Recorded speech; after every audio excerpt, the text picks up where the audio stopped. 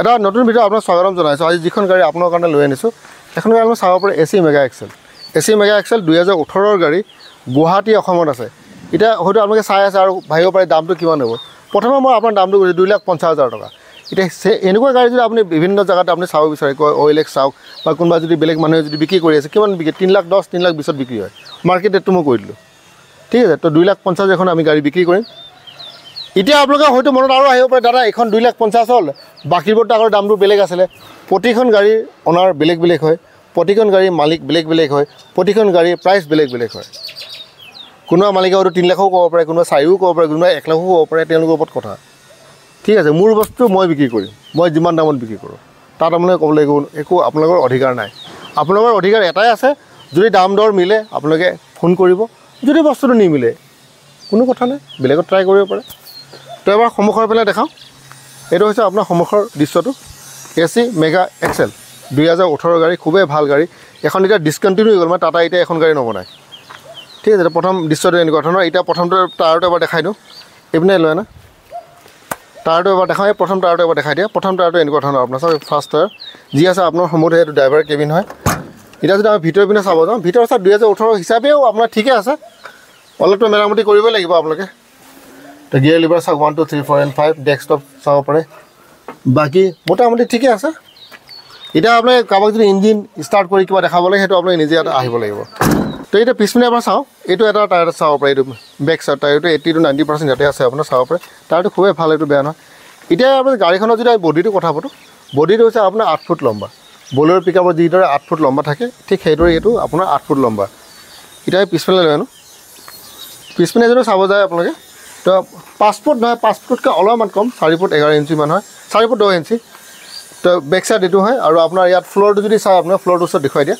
ফ্ল'ৰটো ঠিকে আছে আপোনালোকৰ, কেমেৰাটো লৈ না ফ্ল'ৰটো আপোনালোকে চাই 1 টন মাল আপোনালোকে লৈ যাব পাৰে, 1 টন মাল ধুনীয়াকৈ আপোনালোকে লৈ যাব পাৰে, বেয়া নহয় আপোনাৰ ফ্ল'ৰটো। আৰু এবাৰ তলৰ পিনে দেখুৱাই দিওঁ, তলৰ পিনে এবাৰ চাওক, এইটো হৈছে আপোনাৰ তলৰ পিনে, এইটো চালে তলৰ পিনে এক্সেলডাল ঠিকে আছে। এতিয়া এইটো চাইডে টায়াৰটো দেখুৱাওঁ, এইটো টায়াৰ এবাৰ চাব পাৰে, এইটো টায়াৰ চাওক, এইটো 80 to 90% ঠিকে আছে আপোনাৰ টায়াৰটো। এইটো টায়াৰ আকৌ এবাৰ কৈ দিছোঁ, 8 ফুট লম্বা, 1 টন মাল ধুনীয়াকৈ লৈ যাব পাৰে।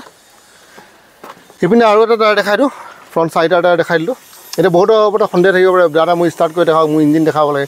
এইবোৰ চাব হ'লে আপুনি ইয়ালৈ আহিব লাগিব, ইমান ডিটেইলছত দেখাব নোৱাৰে। কিন্তু আপোনালোকৰ সময় নাই, বহুতে ডাইৰেক্ট সুধি দিয়ে, দাদা ডাইৰেক্ট দামটোৱে নক'লে, মানে ভিডিঅ' চাবলৈ সময় নাই। তো সেইকাৰণে ভিডিঅ' চাবলৈ সময় নাই, যদি আমাৰ গাড়ী এনেকৈ দেখাই থাকিবলৈ সময় নাই।